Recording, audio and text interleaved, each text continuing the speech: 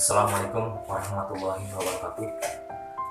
Selamat bertemu kembali di masa pandemi COVID-19, khususnya untuk kelas 12, dari kelas 12 TKR 1 sampai 4, 12 TKJ 1 sampai 4, 12 TB 1 dan 2, dan juga 12 TOI 1 dan 2. Dalam pertemuan ini, khususnya pertemuan di mata pelajaran bahasa Indonesia, yang sebelumnya kita dalam Google Classroom tentang materi untuk paragraf, sekarang di pertemuan selanjutnya kita akan mencoba membahas tentang materi surat, di mana materi surat ini sangat penting untuk Bapak, bahkan juga menurut kalian yang nantinya akan kalian praktekkan ya dalam kegiatan sehari-hari maupun nanti dalam kedinasan. Materi surat, ya, apa itu surat menurut kalian ya dalam pengertian surat? Surat di sini bisa diartikan selembar kertas yang berisi informasi berupa pesan yang akan disampaikan yang sesuai dengan keinginan penulis. Itu pengertian secara sepintas dengan surat ya. Mungkin kalian juga sudah bisa menelaah, sudah bisa berpikir tentang surat tersebut. Adapun fungsi surat yang bisa kalian perhatikan ataupun fungsi surat yang bisa kalian pahami, yaitu bisa sebagai bukti hitam di atas putih ya, terutama dalam hal surat-surat perjanjian. Ini biasanya surat-surat perjanjian ini sangat penting, yang dimana dibutuhkan oleh beberapa orang yang memiliki kepentingan tertentu yang memang membutuhkan surat-surat ya. Maka bisa disebut juga fungsi surat itu bisa sebagai bukti nyata hitam di atas putih. Bisa juga fungsi surat ini dijadikan sebagai alat pengingat ya, khususnya alat pengingat. Barangkali memori kita kalau diingat di pikiran kita sering lupa, maka fungsi surat juga bisa dijadikan sebagai pengingat dikala kita lupa ya, yang bisa kita buka-buka kembali saat surat itu diperlukan. Jadi fungsi yang kedua, surat itu bisa juga dijadikan sebagai pengingat. Selanjutnya, fungsi selanjutnya di mana surat ini juga bisa dijadikan sebagai pedoman, dijadikan pedoman untuk melaksanakan berbagai tugas ya. Seumpama kita dijadikan atau posisi kita tadinya seumpama di tempat yang tadi posisinya sebagai A, selanjutnya kita dipindahkan ke bagian lain posisinya sebagai B, tetapi berdasarkan surat tadi ya, bisa menjadi landasannya sebagai pedoman kita bekerja atau pedoman kita melaksanakan kegiatan. Fungsi selanjutnya juga bisa sebagai duta. Maksud duta di sini yaitu sebagai wakil dari penulis atau kita yang menulis, sebagai wakil yang tidak berhadapan langsung dengan lawan bicaranya, melainkan surat ini sebagai perwakilan kita, yang kita sampaikan lewat surat dan dibaca oleh lawannya atau dibaca oleh orang yang ditujunya, yang kita tuju tadi siapa itu. Maka fungsi surat juga bisa dijadikan sebagai duta atau perwakilan. Fungsi surat juga bisa dijadikan sebagai alat promosi. Ya, sebagai alat promosi, surat juga bisa, salah satu fungsinya bisa dijadikan sebagai promosi. Yang selanjutnya, fungsi surat juga bisa dijadikan sebagai bahan seseorang atau bahan pimpinan untuk mengambil sebuah keputusan. Jadi, ketika seseorang mengambil keputusan, bisa dari adanya surat tadi, maka fungsi surat tadi bisa dijadikan sebagai hasil keputusan atau bisa dijadikan sebagai bahan seseorang untuk mengambil keputusan. Selanjutnya ada bentuk-bentuk surat, di mana surat ini ada bentuk-bentuknya tersendiri. Ya, yang biasa kita ketahui mungkin ada 5. Yang biasa kita ketahui ada 5, mungkin bisa lebih, tapi kita sebagai acuan saja terlebih dahulu kita ada 5, yaitu bentuk lurus penuh yang pertama, yang kedua bentuk lurus, yang ketiga bentuk setengah lurus, yang keempat bentuk lekuk, yang kelima berbentuk paragraf menggantung. Bentuk lurus penuh itu bisa kita lihat dari diketiknya itu mulai dari margin kiri, diketiknya atau tulisnya mulai dari margin kiri, dan juga rata pada posisi kirinya, dibentuknya marginnya sebelah kiri dan juga rata pada sisi kirinya. Kurang lebih contohnya seperti itu.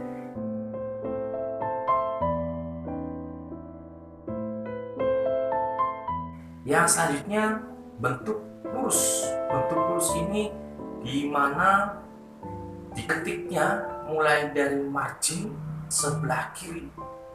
Selanjutnya tanggal surat itu di kanan atas, tanggal suratnya di kanan atas. Jadi kalau diketiknya dari sebelah kiri, awalnya marginnya, terus tanggal suratnya di kanan atas.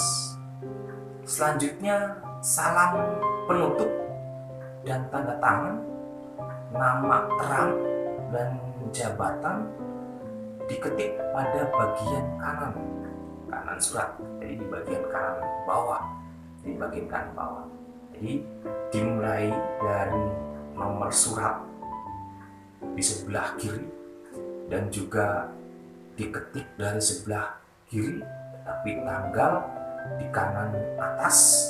Selanjutnya untuk salam penutup ya berbentuk tanda tangan, berbentuk nama terang dan jabatan, itu diketik di bagian kanan bawah.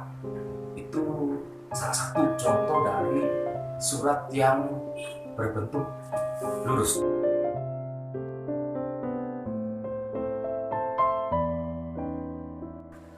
Untuk yang selanjutnya yaitu bentuk surat yang setengah lurus.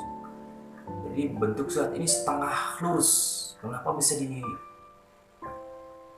dikatakan bentuk setengah lurus atau semi block style?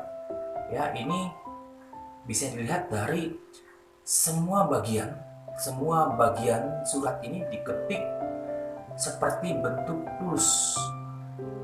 Ya, semua bagian diketik seperti bentuk lurus kecuali pada isi surat. Semua bagian ditulis atau diketik berbentuk lurus kecuali pada isi suratnya. Itu berbeda. Setiap alinea baru diketik sesudah kurang lebih 5 ketukan dari margin kiri. Ya, seumpama kita mengetiknya dari margin sebelah kiri, maka 5 ketukan 1, 2, 3, 4, 5 dari margin sebelah kiri itu untuk setiap alinea yang baru. Ya, ini bentuk setengah lurus. Selanjutnya alinea yang satu dengan alinea yang lainnya itu tidak diberi jarak. Sekali lagi, untuk alinea yang satu dengan alinea selanjutnya itu tidak diberi jarak atau tidak ada spasinya. Alinea pertama dilanjutkan dengan alinea kedua, alinea ketiga seumpama, itu tidak ada jarak antara alinea satu spasi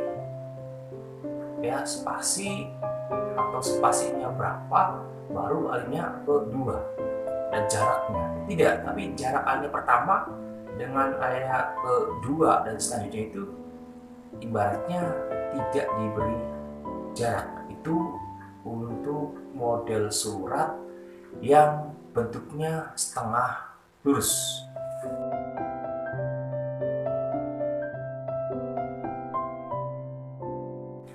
Selanjutnya untuk surat yang berbentuk lekuk ya anak-anakku. Sekali lagi, untuk surat yang berbentuk lekuk ini bisa dikatakan atau bisa dilihat dari tempat dan tanggal, bahkan salam penutup serta nama dan jabatan diketik di sebelah kanan. Jadi untuk tempat dan tanggal bahkan salam penutup itu diketik di sebelah kanan. Sedangkan isi suratnya diketik dari margin pinggir sebelah kiri. Ya, sekali lagi, isi surat diketik dari margin pinggir sebelah kiri dengan ketentuan bahwa di sini sekali lagi dengan ketentuan bahwa setiap alinea atau setiap alinea baru ya, setiap alinea baru masuk ke dalam 5 spasi. Sekali, ketika isi surat diketik dari margin pinggir sebelah kiri dengan ketentuan bahwa setiap alinea baru masuk ke dalam 5 spasi. Ya, mohon sekali dipahami untuk bentuk lekuk, yaitu baik dari tempat dan tanggal, salam penutup serta nama dan jabatan diketik sebelah kanan, Sedangkan untuk isi surat diketik dari margin pinggir sebelah kiri, jadi tempat tanggal itu sebelah kanan, terus isi suratnya diketik di sebelah kiri dengan ketentuan bahwa setiap alinea baru itu masuk ke dalam 5 spasi. Jadi masuk ke dalam 5 spasi. Jadi alinea yang pertama ya, ketika 1, 2, 3, 4, 5 ya, baru itu yang pertama. Terus ketika setiap alinea yang baru lagi, alinea kedua berarti awalnya itu juga harus masuk dalam 5 ketukan tadi, dalam 5 spasi tadi. 1, 2, 3, 4, 5 baru itu untuk alinea selanjutnya. Ketika selesai alinea yang kedua, ada alinea ketiga lagi, maka awal atau alinea yang baru tadi itu juga sama, harus masuk dalam 5 ketukan atau 5 spasi, 1, 2, 3, 4, 5, maka itu disebut alinea yang selanjutnya. Ketika dalam alinea itu ya terdapat barisan, maka dimulai lagi di sebelah kiri. Ya, terdapat kalimat selanjutnya diteruskan adanya di sebelah kiri. Yang terpenting di sini adalah tolong diingat, ketika setiap alinea baru di dalam paragraf, di dalam bentuk ya, dalam bentuk lekuk ini, setiap alinea yang baru itu patokannya ada di 5 ketukan. Itu untuk surat yang berbentuk lekuk.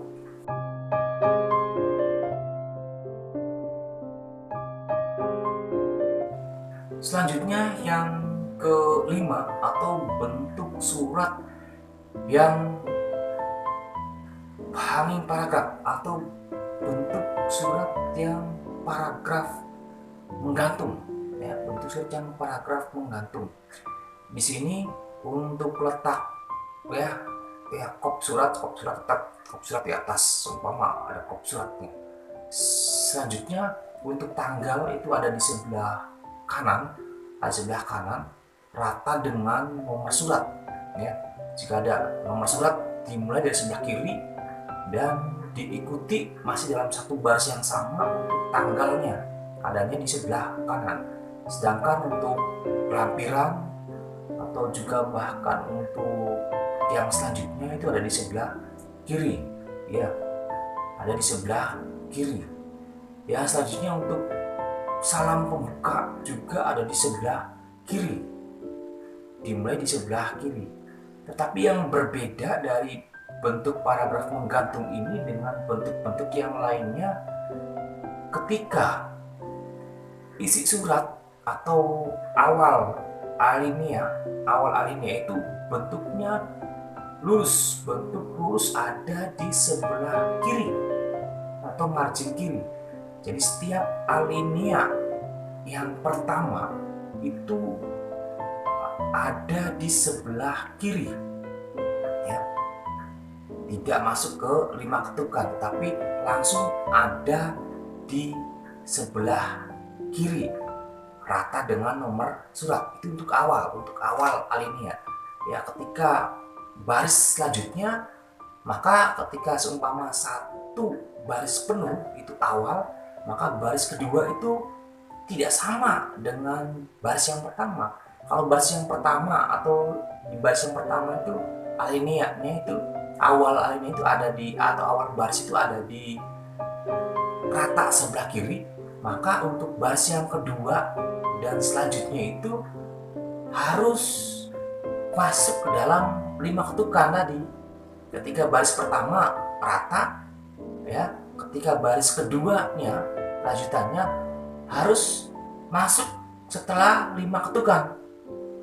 Jadi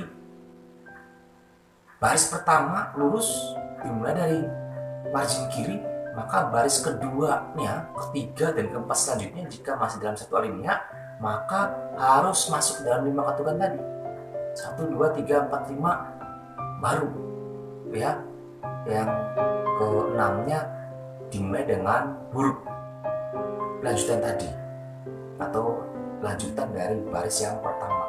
Tetapi ketika masuk alinea baru ya, ketika masuk alinea baru, maka alinea yang baru ini harus sama lurus dengan alinea yang pertama, baris pertama tadi. Tetapi tidak lurus dengan baris yang kedua, tiga, dan keempat. Supaya ada 4 baris di alinea pertama, maka alinea yang kedua atau awal alinea itu harus rata sebelah kiri, sama dengan alinea pertama, sama dengan rata dengan nomor surat dan lampiran di sebelah kiri adanya. Ketika baris yang kedua di alinea kedua atau bahkan baris yang ketiga, 4, dan kelima di alinea kedua, maka harus masuk dalam 5 ketukan tadi ya. Mohon dipahami lagi, baris yang kedua, ketiga, dan keempat, kelima itu jika ada 5 baris itu maka harus masuk dalam 5 ketukan tadi. 1, 2, 3, 4, 5 baru huruf selanjutnya ya. Ketika satu baris penuh lagi, maka baris ketiga dan keempatnya dimulai dari 1, 2, 3, 4, 5 baru untuk huruf selanjutnya. Ketika ada alinea ketiga, maka alinea ketiga di awal alinea ketiga itu harus sama juga, dimulai dari margin sebelah kiri, sama dimulai dari margin sebelah kiri. Ketika alinea ketiga ini ada 5 baris, maka baris kedua, ketiga, keempat, dan kelimanya sama harus masuk ke dalam 5 ketukan tadi. Jadi tidak sama lurus dengan alinea yang ketiga, tetapi harus masuk dalam 5 ketukan baru selesai di paragrafnya ya, atau alineanya. Itu contoh dari bentuk surat ya. Ada 5 tadi. Yang kelima ini yaitu bentuk paragraf menggantung. Mohon kalian pahami ya, sekali lagi mohon dipahami. Tapi ketika sudah berakhir, maka di dalam bentuknya itu harus ada di sebelah kanan, rata dengan tanggal ya. tanggal ditulisnya surat tersebut. Ya, tanggal sebelah kanan, salam penutupnya juga di sebelah kanan. Tetapi untuk nomor surat dan lampiran ada di sebelah kiri. Diikuti juga dengan nanti isinya. Alinea pertama rata juga dengan sebelah kiri. Itu salah satu penjelasan tentang bentuk surat yang berbentuk paragraf menggantung.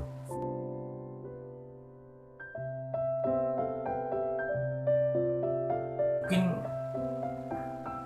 itu saja anak-anakku, ya, sepintas atau selintas tentang materi surat pengirat atau materi surat. Mudah-mudahan kalian memahami, ya, mudah-mudahan kalian memahami untuk materi ini. Ya, silakan kalian lihat, kalian putar lagi, ya, dari awal sampai akhir, ya, materi dari Bapak ini. Mudah-mudahan saja bisa membantu di masa pandemi ini, karena kita masih belum bisa bertatap muka, ya anak-anakku, kita masih belum bisa bertatap muka. Jadi sementara Bapak menggunakan media seperti ini supaya kalian bisa memutar kapan saja, ya, mudah diingat.